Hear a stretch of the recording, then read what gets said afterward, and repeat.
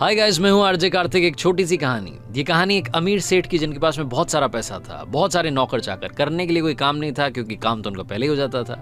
सेठ जी आराम किया करते थे, बहुत सारा वक्त उनके पास था। चैम्बर में एक दिन आराम से बैठे थे तो उनके दिमाग में आया कि क्यों ना एक काम करें, सारी प्रॉपर्टी कैलकुलेट करवाते हैं और पता करते हैं कि मेरे पास में कितना पैसा है। अकाउंटेंट को बुलाया और बोला कि 7 दिन का टाइम तुम्हें दे रहा हूँ, 7 दिन के बाद में एक रिपोर्ट बना के लाओ और मुझे बताओ कि कितना बिजनेस है, कितनी ज़मीनें हैं, कितना पैसा है। अकाउंटेंट गया, 7 दिन बाद वापस आया। उसके हाथ में कोई कागज़ नहीं था, कोई रिपोर्ट नहीं थी। सेठ जी ने कहा क्या हुआ रिपोर्ट का?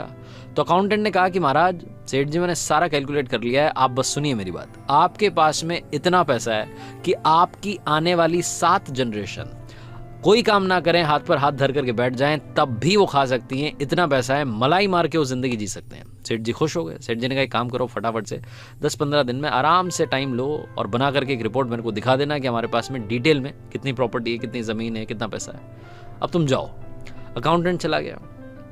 जैसे वो चैम्बर से बाहर गया, सेठ जी के दिमाग में दूसरा सवाल आया। सेठ जी सोचने लगे कि 7 जनरेशन का पैसा तो हमारे पास में है, ये तो अकाउंटेंट ने बता दिया, लेकिन 8वीं जनरेशन का क्या होगा, 8वीं पीढ़ी का क्या होगा? वो जो 99 का फेर होता है, वो सेठ जी के दिमाग में घूमने लग गया। सेठ जी घर गए तो मन नहीं लग रहा था। पोतों के साथ में पहले खेलते थे, उस दिन खेलना पसंद नहीं आ रहा था।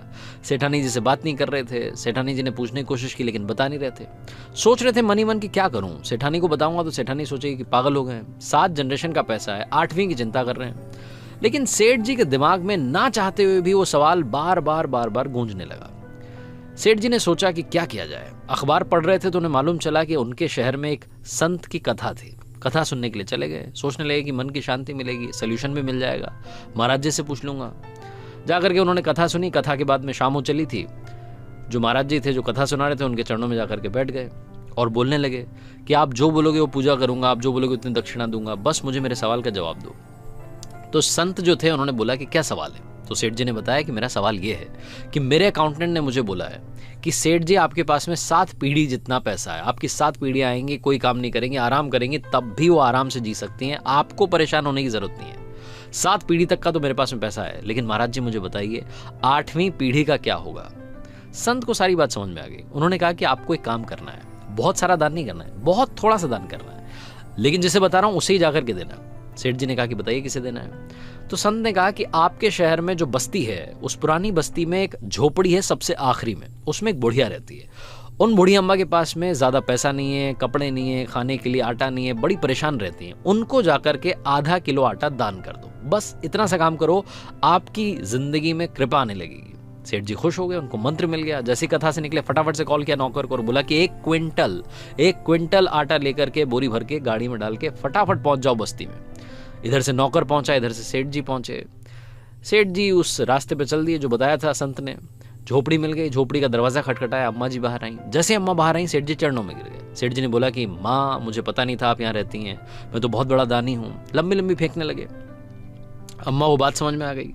सेठ जी ने कहा कि अम्मा, आपके लिए 1 क्विंटल आटा लेकर के आया हूँ, आप इसे स्वीकार कर लीजिए। अम्मा ने मना कर दिया कि क्या करूंगी बेटा, मैंने तो आज खाना खा लिया है, अब मुझे भूख नहीं है।